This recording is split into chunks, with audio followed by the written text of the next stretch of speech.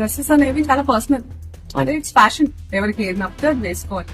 ఆయన దృష్టిలో ఆయన ఇన్సెక్యూరిటీ ఉన్నట్టుంది, ఆయన ఎలా కనిపిస్తారు, అందుకే అలాంటి రెస్ట్రిక్షన్స్ అంతా ఉన్నట్టున్నాయి. ఎవరి ఇష్టం వాళ్ళది.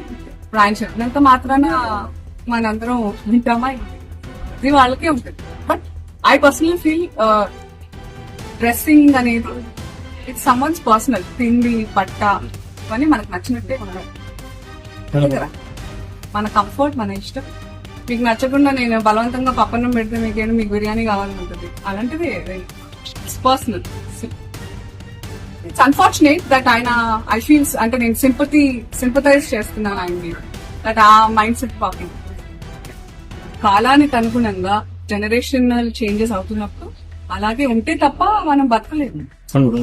ఒకప్పుడు చాలా చెట్లు ఉండి చాలా చలిగా ఉండేది, ఇప్పుడు అలా లేదు. కాబట్టి మనం ఇంకా ఏం లేదు, మాట్లాడుకుంటూ పోతే వితండవాద గోల్డ్ అంటుంటాయి. కాకపోతే